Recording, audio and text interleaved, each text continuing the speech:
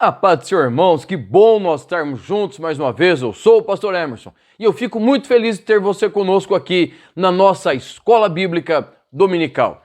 E nós estamos aí no nosso segundo trimestre de 2021 e nós estamos estudando dons espirituais e ministeriais, servindo a Deus e aos homens com poder extraordinário. Este é o tema que norteia todo o nosso trimestre. E nós estamos na lição de número 5. A lição de número 5 vai trazer por título os dons de elocução. É a terceira divisão clássica dos dons espirituais. Lembra que nós já estamos falando, nós já falamos das duas divisões anteriores. Dons de revelação, dons de poder, certo? Dons de revelação, palavra da sabedoria, palavra do conhecimento, discernimento de espírito. Dons de poder, dom da fé, dons de curar, dom de operação de maravilha, tá? Então, essas são as categorias anteriores. Se você ainda não estudou, se você ainda não assistiu, aqui em cima tem o cardzinho da nossa lição, certo? E aqui embaixo tem na descrição tem o link do PDF do nosso material, ok? Assista ali em cima, leia aqui embaixo e você vai estar aprendendo cada dia mais, tá? Então, só deixa eu explicar para você o que é essa ideia de dons de elocução, certo? Elocução é uma palavra que normalmente nós não usamos, tá? Mas o dicionário Oxford, né, o dicionário digital Oxford, ele vai trazer esse efeito ou ação de enunciar o pensamento por palavras, modo de expressar-se oralmente ou na escrita. Tá? Então, o que são os dons de elocução? São os dons de fala que vão trazer os pensamentos, ou seja, o segredo de Deus através da fala aos homens, à igreja. Então nós vamos ter aí nesses dons, dom de profecia, dom de interpretação de línguas e dom de variedade de línguas. Então são os três dons que estão elencados aí na divisão clássica. Tá? E quando nós vamos pensando exatamente nesta forma, deixa eu trazer para você aqui um material, certo? Que está ali em 1 Coríntios, capítulo 14, versículos 3, 4 e 5, que Paulo vai dizer assim, olha, entretanto, quem profetiza o faz claramente para edificação, encorajamento e consolação das pessoas. Quem fala em uma determinada língua, a si mesmo se edifica, mas quem profetiza, edifica a igreja. Gostaria que todos vós falasseis em língua, todavia, muito mais que profetizassem. Quem profetiza é maior do que aquele que fala em línguas, a não ser que as interprete, para que toda a comunidade receba a palavra que edifica. 1 Coríntios, capítulo 14, versículos 3, 4 e 5. E é exatamente esse ponto que nós já vemos falando, certo? Não adianta morrermos de falar em línguas, certo? Se isso não vai trazer edificação para a igreja. O grande sentido das línguas, da profecia, é edificar a igreja. E Paulo vai falar exatamente disso ali em 1 Coríntios capítulo 12. Ou seja, os dons do capítulo 12, eles são explicados na sua funcionalidade no capítulo 14. E Pedro vai falar da mesma forma, diz assim, ó, se alguém fala, fale como entregando oráculos de Deus. Tá? Então, todas as vezes que nós falarmos o quê? De uma forma que seja uma revelação de Deus. Os dons de elocução são revelações de Deus para fins propícios, ok? Para esse tempo. O texto áureo encontra-se em 1 Coríntios, capítulo 14, versículos 2 e 3, que diz assim, pois aquele que fala em línguas não fala aos homens, mas a Deus. Ninguém entende, pois ele, em espírito, enuncia coisas misteriosas. Mas aquele que profetiza fala aos homens, edifica, exorta e consola. A verdade prática: os dons de profecia, de variedade de línguas, de interpretação de línguas, são para edificar, exortar e consolar a igreja de Cristo. Então, os dons ali no capítulo 14, eles são enumerados, são citados de uma forma prática. Lá em 1 Coríntios 12, Paulo traz, os dons, os demonstra à igreja, certo? Fala deles, quem é o doador, que é o mesmo Deus, o mesmo Espírito, o mesmo Senhor. No capítulo 14, ele vai fazer o quê? Mostrar o modus operandi dos dons, certo? E como ele deve ser utilizado na igreja. Não é para não usar os dons, mas é para que nós venhamos a ter sabedoria e capacitação para usar esses dons da forma que o Senhor Deus os dispensou a nós, para edificação, exortação e consolação do corpo de Cristo, a fim de que o Senhor seja glorificado em nosso meio. Irmãos, antes de nós irmos para o tópico 1, deixa eu fazer um pedido para você. Todas as vezes que você se inscreve ou que você compartilha os nossos vídeos com outras pessoas, o YouTube vai entender que este vídeo é relevante, que o nosso canal é relevante, certo? Que você dá o seu joinha, que você comenta. O YouTube ele trabalha com interação. Então eu queria pedir para você, se você ainda não é inscrito, se inscreva no nosso canal, deixe seu joinha, deixe seu comentário, tá? Porque assim outras pessoas irão aprender e ser edificadas como você está sendo, tá? Então vai lá, vamos lá, vai lá, aperte já o vermelhinho para se inscrever, o joinha, certo? Se você gostou do vídeo, e deixe o seu comentário. E se possível, ainda compartilha com outras pessoas. O primeiro dom de elocução que nós vamos falar, que é o nosso tópico 1, é o dom de profecia. Tá? E o que é uma profecia? É uma expressão audível, inspirada pelo Espírito Santo, que vem manifestar-se por meio de sonho, revelação, visão ou pelo estudo da palavra de Deus. É assim que eu coloquei no PDF. Tá? Abaixe lá na descrição para você estudar comigo. Ou seja, vamos aproveitar o que Pedro vai falar sobre a palavra de Deus. Ele vai dizer que nenhuma palavra foi produzida por vontade humana, mas homens de Deus inspirados por Deus escreveram. Tá? Da mesma forma a questão da profecia. A profecia, ela é uma inspiração de Deus. Deus, ele inflama o coração do homem com a sua vontade. Agora, qual que é o problema? E essa é uma opinião muito particular minha. Que esse é o dom mais buscado, mas ao mesmo tempo menos explicado e menos compreendido. Porque hoje nós temos visto uma série de manifestações aí proféticas, tá?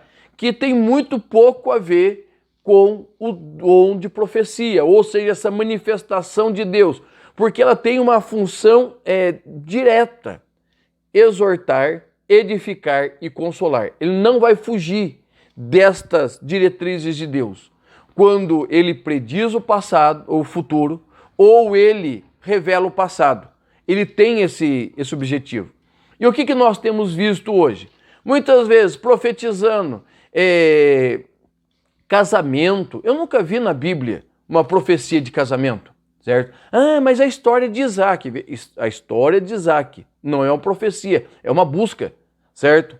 De um pai querendo uma esposa para o seu filho, que manda o seu servo ir procurar. E ele encontra essa moça. Então não tem profecia aí, tá? Nós temos o quê? Profecia de sexo de criança, certo? Profecia hoje, irmãos, é de tudo quanto é tempo. De tudo que as pessoas hoje estão buscando profeta para tudo, certo? Nessas questões, principalmente quando todas as nossas igrejas estavam fechadas, eu até comentava isso no final de semana, eu achei um negócio monstruoso. Por quê?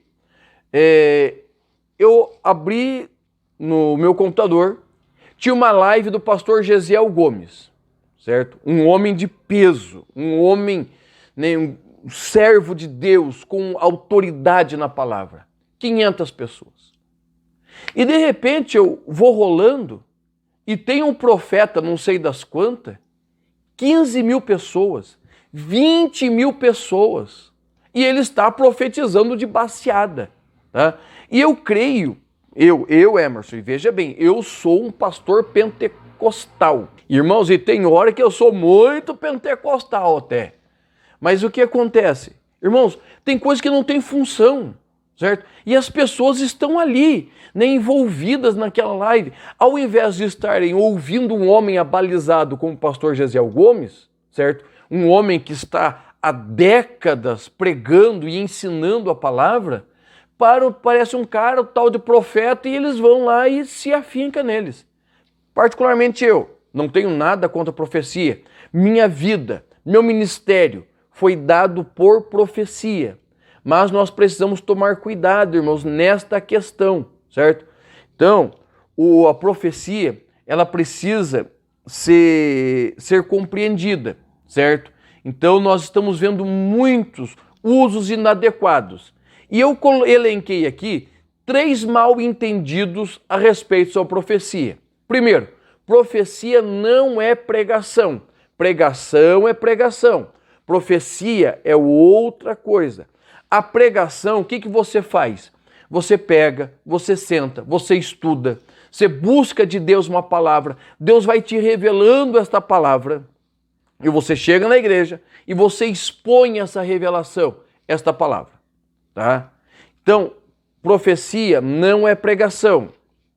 Profecia não é predizer o futuro. Tá? Não é predizer o futuro. Tá? Nós temos muito disso. Lógico que a profecia ela vai trazer para nós coisas que hão de acontecer. Mas a função básica dela não é isso. Você vai ver no livro de Atos, quando o profeta Ágabo, ele se manifesta no meio da igreja, falando da prisão de Paulo, tá? É uma advertência, mas também uma forma de preparar Paulo e a igreja para o que há de vir. Tá? Então, ela está consolando, está edificando a igreja para o que há de vir. Então, profecia não é para predizer o futuro e também não é para uma direção pessoal. Veja bem, não é para alguém dirigir o corpo de Cristo através de profecia. A profecia nunca conduziu a igreja. Quem conduz a igreja? A palavra, certo? É a palavra que conduz a igreja. Tá? A palavra de Deus é a condução da igreja. Profecia, muitas vezes, o Senhor fala e nós corrigimos o caminho, mas o que dirige a igreja é a palavra, porque a palavra é Cristo, certo? A palavra é Cristo, ok? Então, a profecia ela é extremamente importante, mas ela precisa ser compreendida da forma que Deus a enviou para nós. E o subtópico 2 vai falar assim, a relevância da profecia. Tá? Preste bem atenção, nós temos 66 livros na nossa Bíblia, 39 no Antigo Testamento, 27 no Novo Testamento, 66 livros. 1/4, para ser mais exato, 25,75% de todo o material escrito na Bíblia, de todos os livros escritos na Bíblia, certo? Eles são considerados proféticos. Nós temos, 4 livros no Antigo Testamento, que são os profetas maiores. Por que 4? Porque o livro de Lamentações não é um livro profético, certo? Ele está no meio dos profetas maiores, por ter sido escrito por Jeremias, mas ele não faz parte dos livros proféticos. Temos 12 profetas menores, certo? Então vamos lá, 12 mais 4, 16. E mais o livro de Apocalipse, que é toda uma profecia. Então nós temos 17 livros, certo? Que falam totalmente sobre profecia. E agora, o que nós vamos ter? Nós vamos ter 25,75% dos livros escritos voltados para a profecia. E isso além de inúmeros textos. Jesus mesmo é um profeta por excelência. Então a profecia, ela faz parte, ela é relevante, ela é importante dentro desse mundo bíblico que nós vivemos. Mas o que nós vamos ver? Que é somente lá no Novo Testamento que nós vamos ter o quê? O ensino do que é a profecia, de como ela funciona, certo? Qual o objetivo dela? Porque os profetas, tanto do Novo Testamento como do Antigo Testamento, eles nunca se preocuparam em explicar. Por quê? Para eles era natural, era algo de Deus. Agora, através da vida de Paulo e da manifestação, certo? De Jesus, trazendo conhecimento, enviando o Espírito Santo para esclarecer para nós aquilo que antes era obscuro. Então Paulo vai ali no capítulo 14, ele vai fazer o quê? Ele vai destrinchar e explicar o que é profecia. E nós temos assim um erro muito claro, né? Quando as pessoas falam assim, mas Paulo escreveu, procurai com os melhores dons, buscai o dom de profecia, como se esse fosse um versículo só, mas não é, certo? Veja bem, 1 Coríntios capítulo 14, versículo 1, Paulo vai dizer assim, segui a caridade e procurai com zelo os dons espirituais, mas principalmente o de profecia, 1 Coríntios 14, 1. Lá em 1 Coríntios 12, 31 diz assim, contudo, buscai com zelo os melhores dons. Não fala que é o de profecia. Ponto final. O amor que vem de Deus. Ou seja, qual é esse melhor dom? O melhor dom é esse amor. O amor doador de Deus.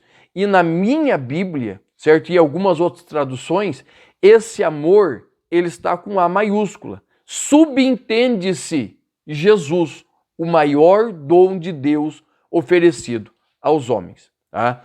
E o subtópico 3 vai dizer assim, o propósito da profecia. Paulo, ele vai nos explicar o objetivo deste dom, 1 Coríntios 14, 3.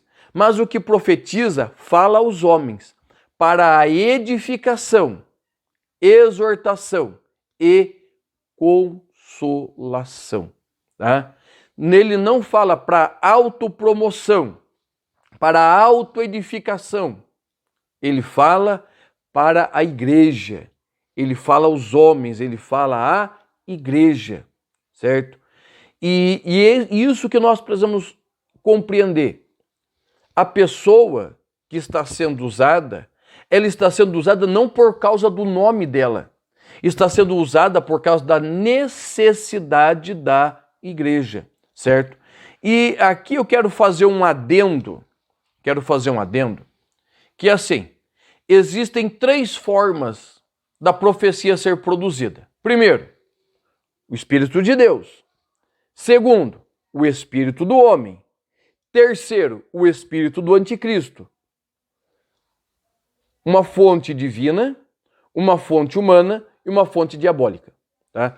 Deus revela a sua vontade através da profecia.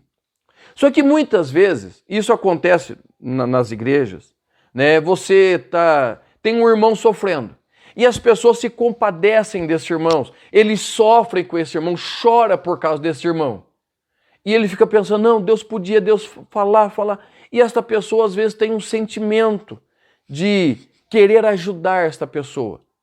Então ele vem e leva uma palavra, né, que é dela. Mas ela diz assim, diz o Senhor, né? Vou te curar, vou salvar, vou mudar, certo? Mas é uma palavra dela, certo? Não é demoníaca, mas também não é do Espírito de Deus, é dela.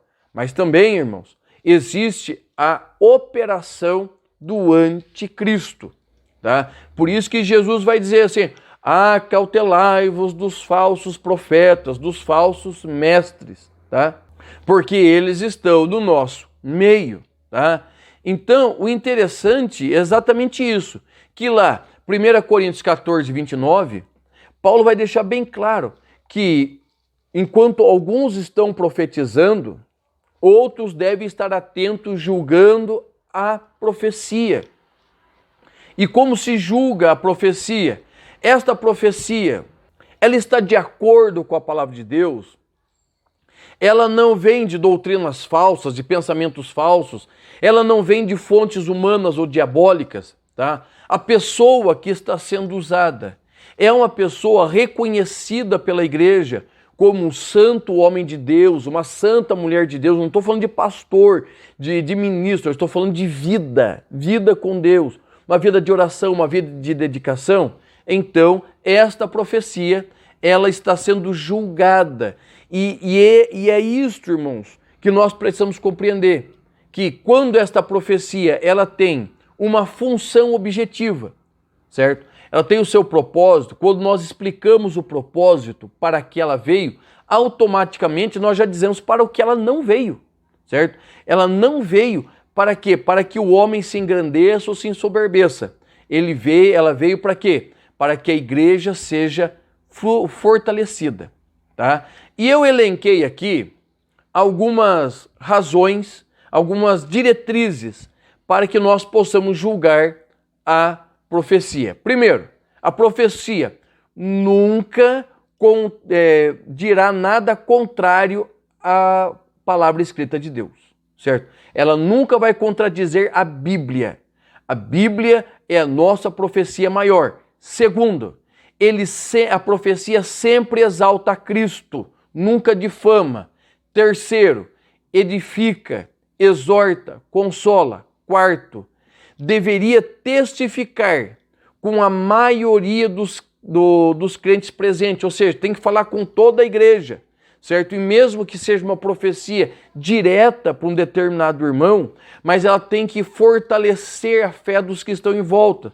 Terceiro, não quebra o espírito da reunião, ainda que ela possa mudar a sua direção. Como assim?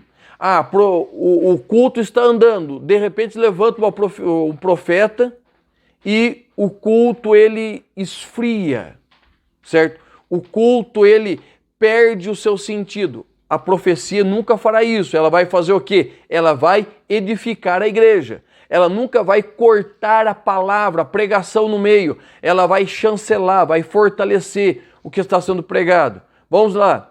Se tiver um aspecto de predição, certo? Algo que será futuro, esta virá a se cumprir. Ou seja, precisa o quê? Ter destino certo. Olha, vai acontecer. E aqueles que ouvem vão colocar essa palavra lançada, dita por Deus, no tempo. Se ela acontecer, é de Deus. Se não acontecer, não é de Deus, certo? E é provada pelo teste do fruto, tá? Esse é o problema. Por quê? Porque os falsos profetas não têm frutos, certo? A vida daquele que está falando. Então nós precisamos ter isso a respeito dos dons de profecia. O tópico de número 2 vai falar sobre a variedade de língua. O que é o dom de variedade de língua? Vamos deixar bem claro a diferença entre Atos 2 e Atos 12, certo? Em Atos 2, as línguas têm a função de edificação pessoal e para a propagação do evangelho e não tem necessidade de interpretação, certo? Naquele momento, as línguas elas serviram para anunciar ao povo que havia algo de Deus acontecendo ali. Algo de Deus estava se movendo no meio daquele povo, certo? Então, o primeiro evento chamou-se glossolalia, quando as pessoas falando em línguas atraíram a atenção do povo.